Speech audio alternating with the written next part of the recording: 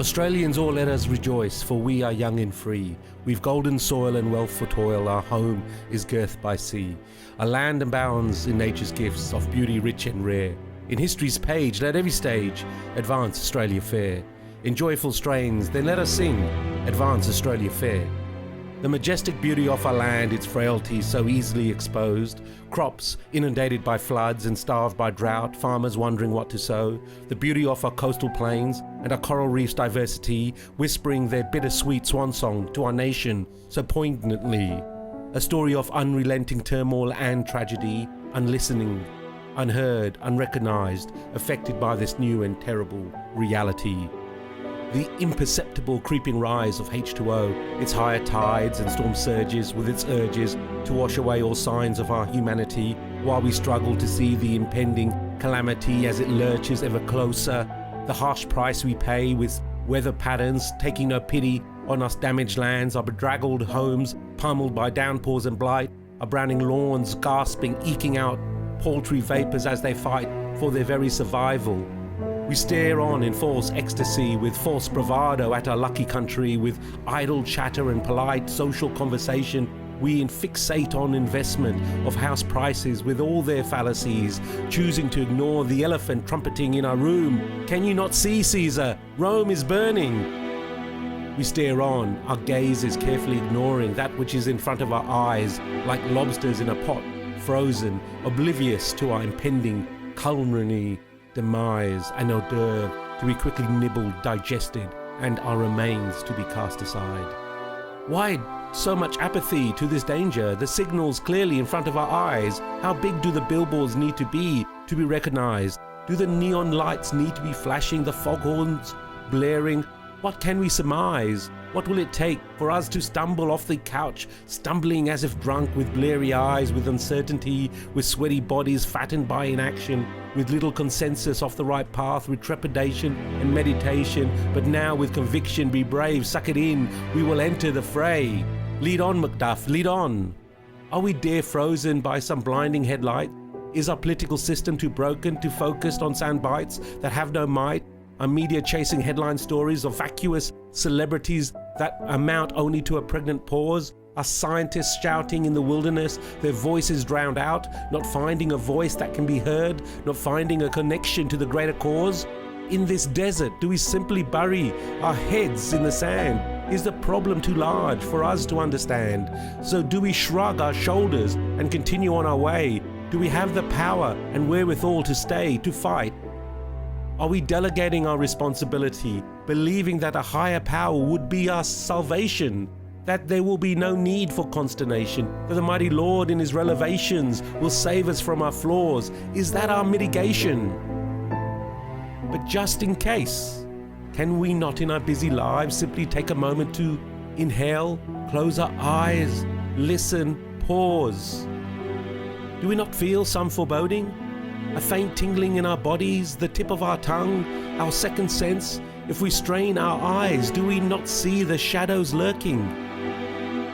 How do we tear away a popcorn generation, one weaned on the teat that is our fixation, a Facebook generation that will pout, take a pic and share their devotion, hungry counting their ephemeral adulation, and a commitment so slight that as a wispy breeze it simply ends with a light?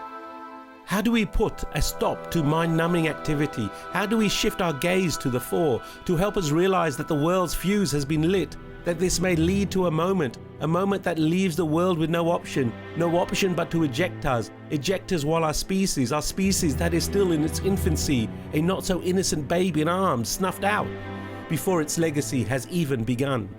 How do we wake up a generation from its slumber, that it is being led by a joker, an orange-pied piper, a ludicrous New Yorker, perhaps to our eventual elimination, to shake man, woman and child from their complacency, to show them it is not too late, that we can crawl to the starting gate, and that we, through many small steps, walk the talk with conviction, and then as a nation our future generations will be ready to run at the problem head on, tempered by experience and armed with the knowledge that there is no one else, that we have gifted them this world, this problem to solve in our shame, for there is no one else to blame.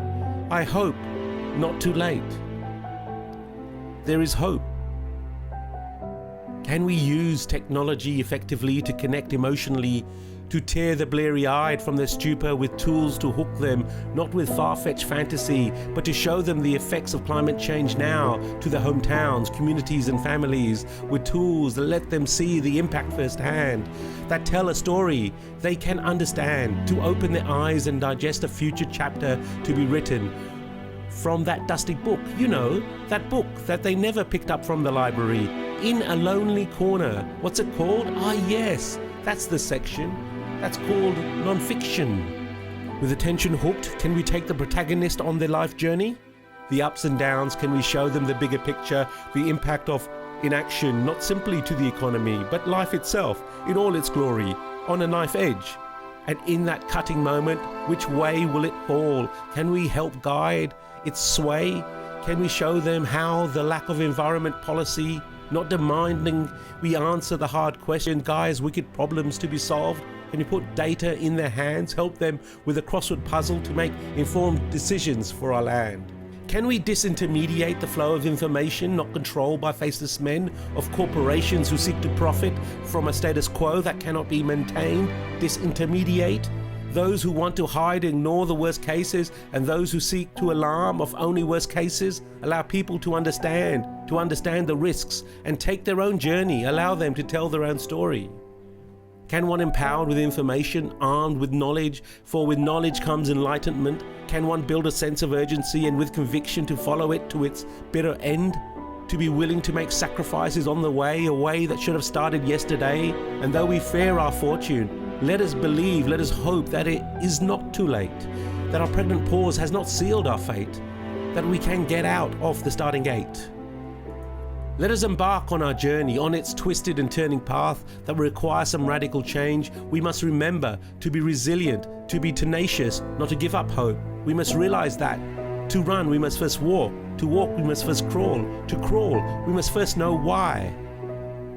In our youth and freedom, to rejoice, to be free, our history's gaze will require that we toil. Nature's gifts are waiting, and through our strains, we will rebuild our lucky country. And we will sing, we will advance Australia fair.